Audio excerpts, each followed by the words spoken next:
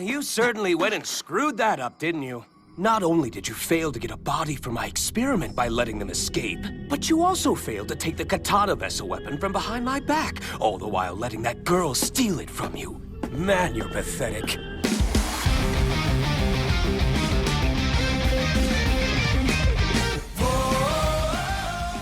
Greetings once again, my friends, and welcome back to Geek News Anime Night, where we take a season of anime and analyze it episode by episode, give the highs, the lows, and everything in between. I'm your host, Adam Mickelson, aka Drac. I hope everybody's having an awesome day or night when you're listening to this. And joining me is my lovely wife, Andrea. Andrea, we had an awesome episode to talk about last time, and now we got to get into the next one. Are you ready? Yep. Are you cold enough yet? I'm gonna stop the joke now. Keep on going. She's like, please go. We're tired. Because if people don't know from the previous episode, she went to go do a trunk or treat with our kids. So tonight we're talking about episode 11, Kizuna. And this is the episode where everybody gets reunited. I can't remember if Glass, Therese, and Lark showed up in the previous episode, but basically, as soon as Naofumi and crew show up to Raftalia, the other three show up. I think it was in this episode. So they get to reunite with with Kizuna, and Kizuna is so happy to see them all. So much so that Glass is about to suffocate Kizuna. I actually like that moment. Glass, I need you to let me go. I can't breathe. I am never letting you go, Kizuna. You've got to let me go or I can't breathe. So we got to have that cute moment, and I actually really did appreciate that, considering that they did tell us in the Infinite Labyrinth that she and Glass were best friends. So, yeah, we get to have that nice little reunion moment, and then we also get to have the... we get to have the nice... well, actually, no, never mind. The events didn't happen that way. So after the warm reunion that we get, we go back to Kazuki and being hailed. And it just so happens that Kyo shows up. And Kyo, I can't remember exactly how he instigates Kazuki, but he basically says something to piss him off. And they are all screaming that he shouldn't move, because if he moves, then he'll die. And he's like, no, screw you guys, I'm totally healed. What you don't understand, Kazuki, is... And we immediately get the fatality. Or he was basically so arrogant, thinking that he was totally fine, and then, boom, cut in half. And the funniest part is, like, I kind of expected that there was going to be the blood spatter like there was with the tiger clones. Mm-hmm. But no, they decided to completely cut him in half. And I just remember looking at you going, I didn't expect that to happen.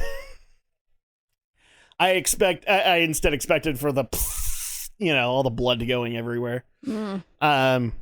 So yes, unfortunately he dies, and his two companions immediately start mourning his death, but then we start to notice a green-haired woman that is next to Kyo and saying that she will eliminate the threats. So, at that point, we basically cut back to the... Naofumi and crew. Let's just say that, because they also met up with Ethnobalt, and Ethnobalt took them back to Sequel.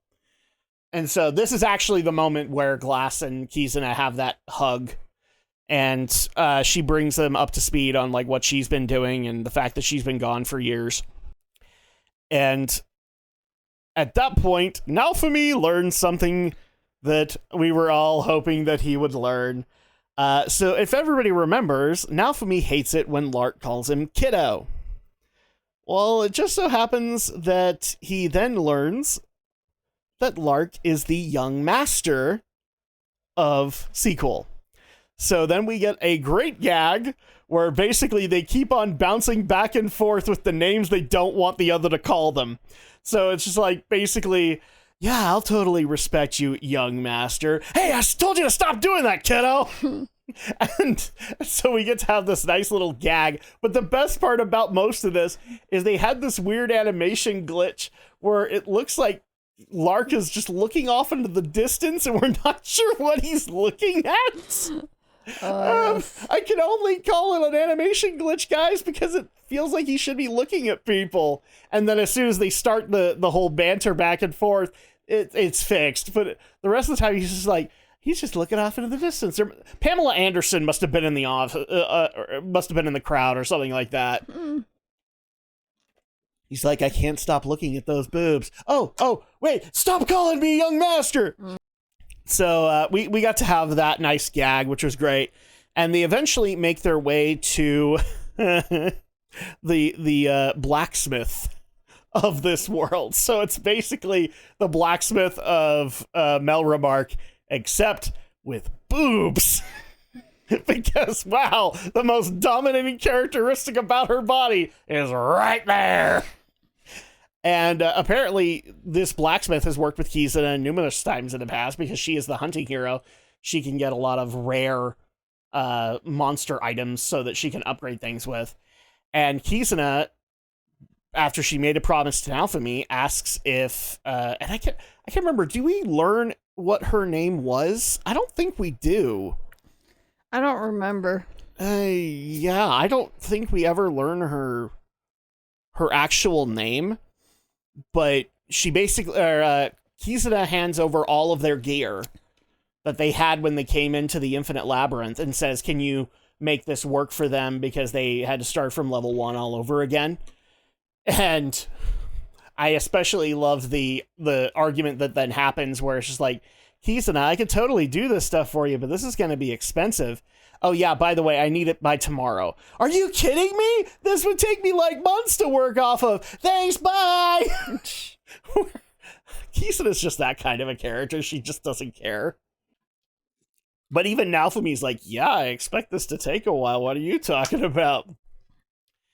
And as soon as they kind of figure all that stuff out, immediately they are then confronted by the green-haired girl that we saw with Kyo. And this one, we actually know the name of her. I want to make sure I'm saying it right. I think it's Tomoki or it's Tomogi. And I can't remember which one it is. Yomogi. Yomogi is her name. So Yomogi. And she immediately challenges the shield hero to a duel because she wants to do it for her dear Kyo. So basically the same thing that Kazuki had with the 2 girls, Kyo has with the 1. And she has a very unique weapon that looks like it might be a vassal weapon. And Naofumi is basically like, oh yeah, sure, I accept. And then that's when Yomogi realizes, oh wait, you have 1, 2, 3, 4, 5 vassal heroes. Well, 2 cardinal heroes, but then 4 other vassal heroes. You have like 5 heroes with 6 heroes. So you have, sure. So let's actually go through this. So you have 2 cardinal heroes because you have Naofumi and Kizuna. And then you have 4 vassal heroes. You have Lark, Therese, Glass, and Raftalia. So there is 6 heroes in the group. And this is when Yomogi realizes, oh, crap, because they're all challenging me. Wait, this is supposed to be one-on-one. And then we get to have these interesting interactions where she's kind of accusing them of cheating, and even Rishia kind of agrees with her, and everyone's like, shut up, Rishia! Well, it was funny that Rishia was attacking her. Yeah, she was the first one to attack, and she's like, don't you realize that this is a duel? And Rishia's like, actually, you've got a bit of a point there. It's like, shut up! but then Naofumi has another good point. You attacked me first, knowing what was facing you what was right in front of your face. And so we get to have that moment. But then we get to have an unusual deal after their swords clash, where we see something very unusual with Yomogi's sword. It has an eyeball in it. Kind of creepy. And it seems to be as powerful as a vassal weapon. So at that point, it's giving them a little bit of trouble. However, because Yomogi is vastly outnumbered, she gets her she gets her ass handed to her.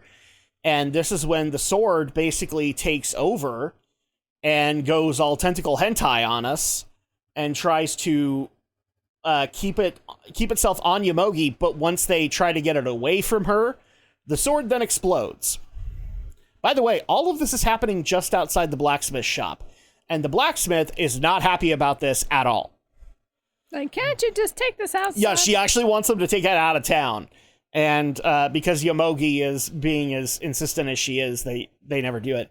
But the sword then explodes, and this immediately sends everybody into shock because we all thought that this was a loyal ally of Kyo. Turns out, not so loyal. Kyo was willing to let her go if it satisfied his goals, even if it meant that she'd have to go with them. And so this kind of shocks Yomogi to her core, and immediately they take her prisoner. And Kizuna immediately wants to interrogate her, but not in the castle. She wants to actually... This is one of the things that's actually going to start annoying me about Kizuna, is that she's trying to be kind and compassionate to everybody, and I have a feeling that this is going to blow up in her face a couple of times. So she says, instead of interrogating her in the castle, let's take her to my house, primarily because she hasn't seen her house in years. Her house in the world in sequel. And so at that point, they start taking her there, and everybody is against this decision. She has Glass shouting her down. She has... Therese isn't really shouting her down. Therese doesn't do that. Lark is shouting her down. Naofumi shouting her down. Even Raftalia doesn't agree with it. Philo is just kind of like she usually is. And Rishia doesn't think it's a good idea either.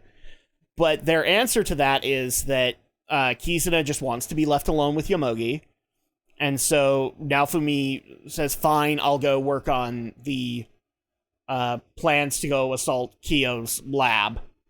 And so Kizuna and Yomogi start having a conversation, and we learn that Yomogi is actually like a childhood friend of Kyo. Because Kyo, like we thought he might be a cardinal hero where he's from another world, and it turns out that he grew up in this world, and he grew up with Yomogi. So let's do a quick little catch up. What did you think of the whole Yomogi encounter? Like the whole fight? Yes. Including the tentacle hentai weapon. Well, that was kind of funny, but at the same time, I'm just like, really? It showcases Kyo does not have any kind of respect for anybody that works for him.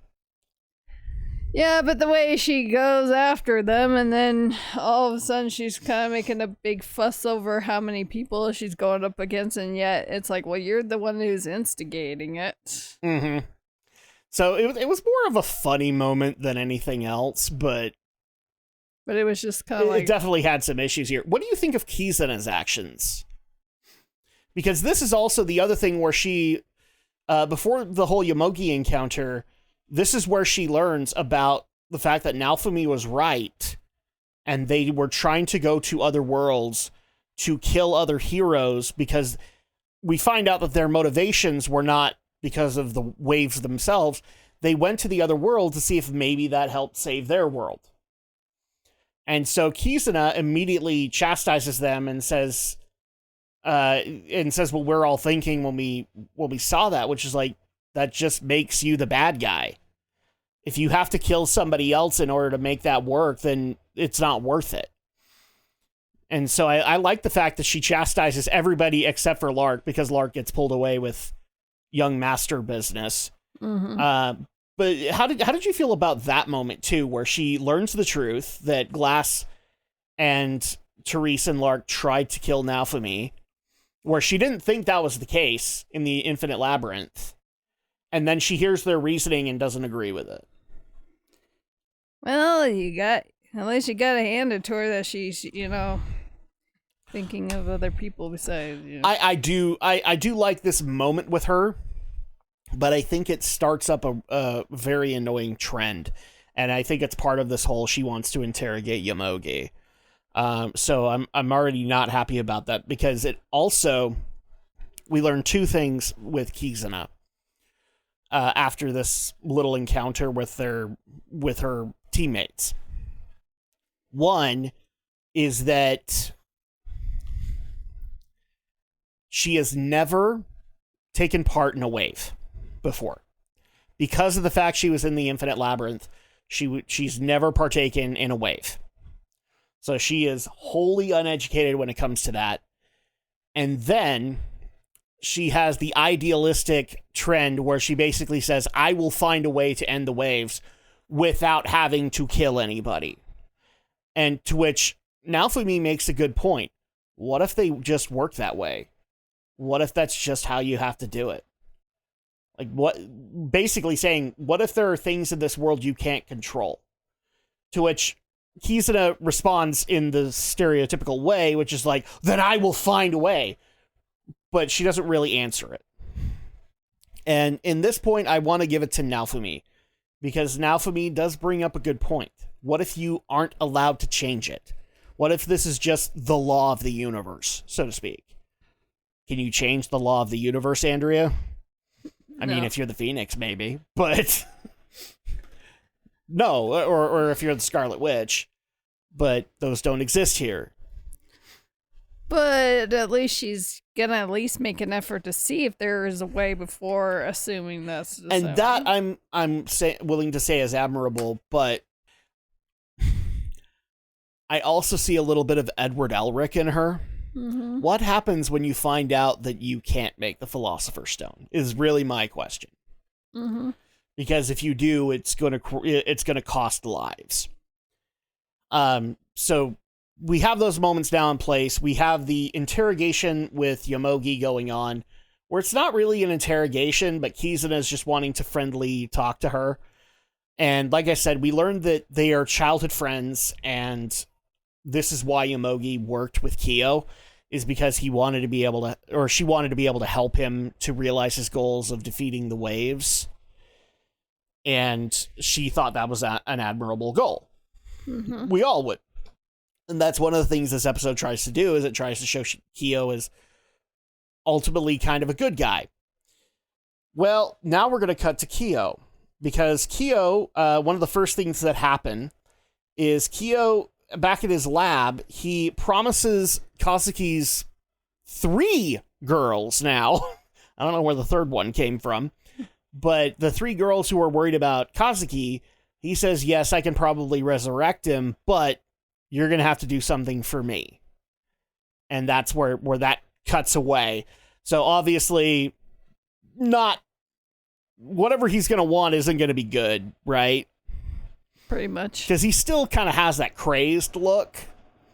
And we actually do find out in his lab, he's been doing a lot of very uncouth experiments on things. And one of those, I think they even kind of hint at, is that he's the guy who created the Byakuya copies for Kazuki.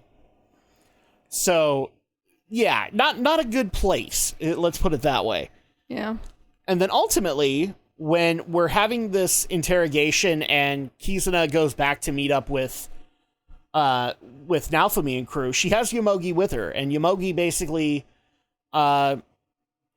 is kind of going on the tentative alliance here, where it's like, if you want to help stop the waves, then maybe we can work together to be able to do it. And then at the beginning of this episode, I should point out, Kizuna noticed that it was like 3 days till a wave. This is where we find out she's not experienced with a wave. Then she has a look of horror in her eyes, cut back to present, as the timer drastically starts going down. And then we cut to Kyo's lab, and we find out that he's been using a lot of the reagents that he has in his lab to create or summon a wave. So he didn't want to stop the waves, he wanted to make them. So, to which all of the heroes of this world are immediately summoned to where the wave is. And I think that was including Yomogi, which is just outside Kyo's lab. And this is where Yomogi realizes that, yes, he didn't want to stop the waves, he wanted to make the waves And so then she is looking on with horror, as well as Kizuna, because Kizuna has never dealt with any of this stuff. And Naofumi obviously is, along with crew, is freaking out because it's a wave. And waves aren't good. And that's where this episode ends. So, positives. What's one positive that this episode did for you, Andrea? But I still liked the fight between Yomogi and Naofumi, but more like everybody. Isn't that also the area? Isn't that also the thing when he puts up? Or no, maybe that's the next episode. Puts up what? Tons of shields. That might be the next episode. Yeah, that's the next episode. So, okay, so you like the Yomogi fight? I liked it too. I thought it was just kind of quirky. Oh yeah. So it was actually just more of the same silly shit that we see every now and then. One positive that I will actually point out to this is that we get to have actual interactions between Kizuna and her friends. We get to see that they're friends. I think even Ethnobalt is kind of part of that, but not really. Because he... In this episode and the next couple of them, because he's the boat hero, he just kind of bounces around. So he's not really around anywhere. And I still kind of wish that Philo and Raftalia could see his true form.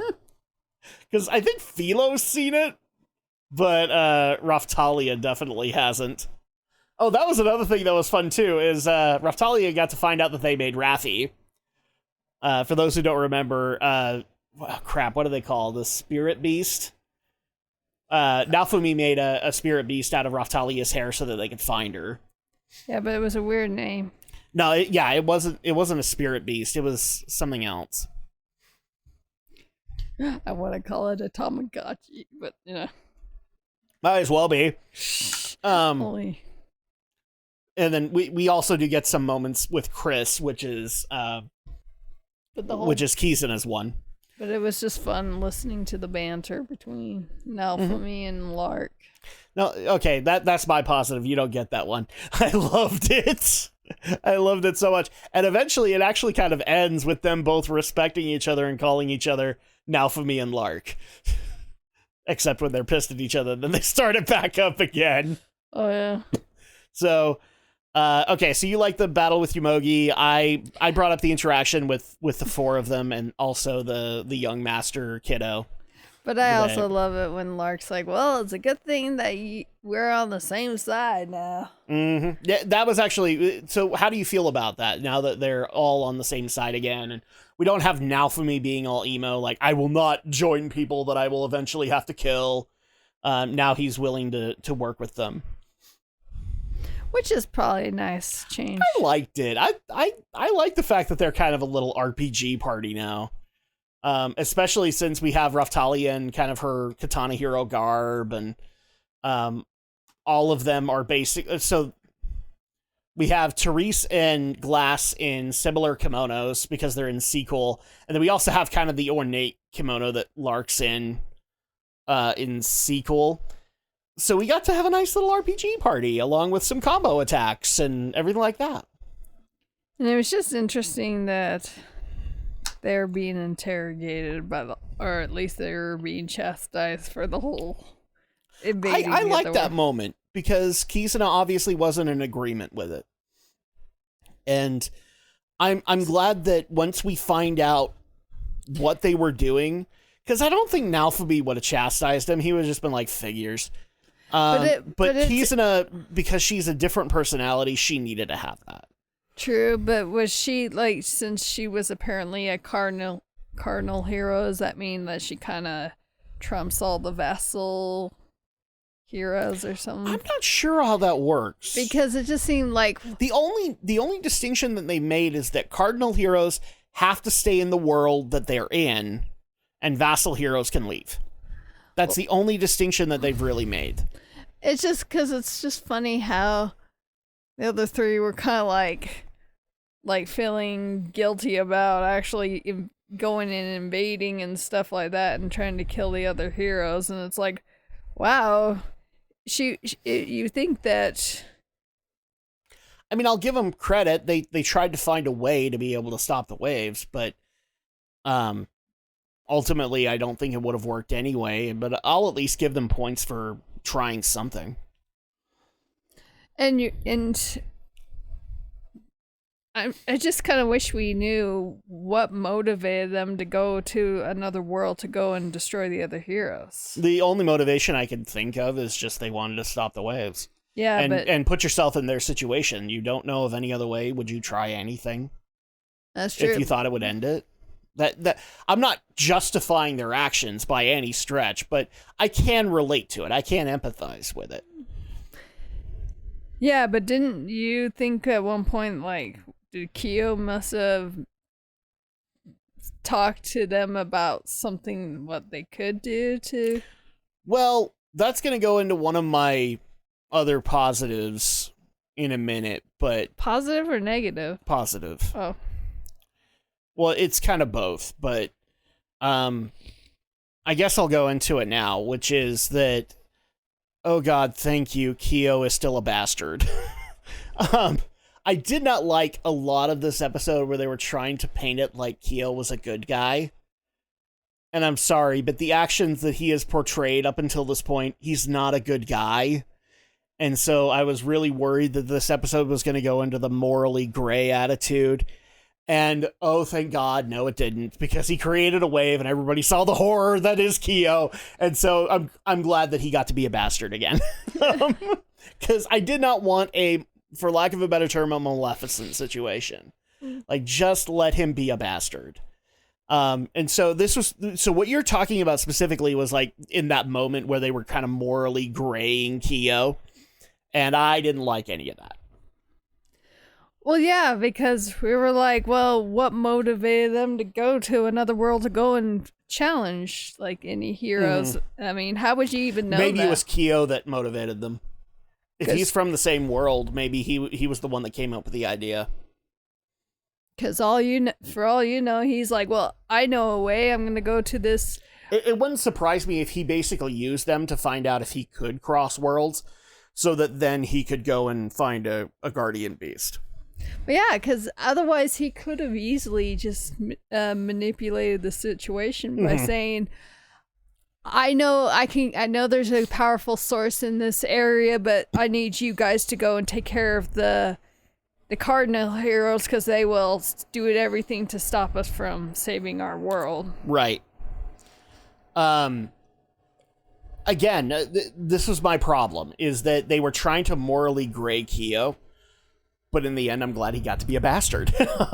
So I don't know if I answer your question or not, but I thought it was all bullshit, because this could have easily just been Kyo manipulating things. Other positives. That's all I could think of. For me, yeah, that's pretty much it. So negatives. What did this episode do wrong? Tentacle hentai. I'm kidding. I actually like the fact that Kyo tried to make these fake vassal weapons that could blow up. That was actually a cool concept. But I always get worried when the tentacles come out towards a female character. Because, yes, anime loves its tentacles. So, especially when he's willing to sacrifice anyone. Let me just put it this way. I'm glad Yomogi was not wearing a short skirt. I'm just saying. Because then it would have gotten really creepy. I mean, I've already kind of said this. One of my negatives is Kizuna, because while I do think these are admirable character traits, she is being a bit naive. I don't think things are as simple as we just try and try and try and try again until we make it so that we don't have to kill anybody to do the waves. Like, I could totally see them going down the character direction of Kizuna basically saying, well, since my cardinal weapon isn't allowed to hurt humans, I won't hurt anybody. When in reality, you've already, used it for fishing, and you've used it for skinning and all that. So I guess those don't matter. So I was a little worried about that one, and I don't want to really indulge that naivete. I actually want her to, like, I actually would like to have the Edward Elric moment with her, which is like, this is just a universal constant. You can't make it go away. So that's a negative for me. What about you? I think I already went over mine. Which was what? Just why they decided to go and went after the Cardinal Heroes. Sure. That's, yeah. Can we call Kazuki a negative? I'm shocked they cut him in half, but I actually would put it more towards his girlfriends, because they were just like, no, we have to do everything in our power to bring this bastard back. And he's not even nice to them. So I'm just like, his actions don't justify your caring. It's like the meme that I occasionally see on some YouTube videos, was like, why do women always want guys who will just walk all over them? Why do guys always like bitchy bimbos? It's the same stereotypical bullcrap that I get sick and tired of. So I'm not gonna say Kazuki is, but I do think his girlfriends are. His little harem is. Mm-hmm. No other negatives? I don't have any. No. So, okay. So then at that point, out of 5, what would we give Kizuna? The episode, not the character. I'll give it a 4. Yeah, 4. It was 4.5, still pretty, something like that. It was still pretty good. The last minute turn where Kyo tried to make a wave really sold. Just like, to me, that was just like, yes, please, he's a bastard again. Just let him be a bastard. Mm-hmm. So I was really happy about that. And that's going to go ahead and do it for this episode. So thank you guys so much for listening in. If you guys are brand spanking new, make sure to like and subscribe if you're on YouTube. We really do appreciate that.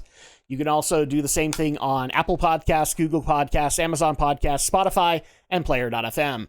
And then when we come back, we will be getting into episode 12 of Shield Hero Season 2. So until then, we'll see you guys next time.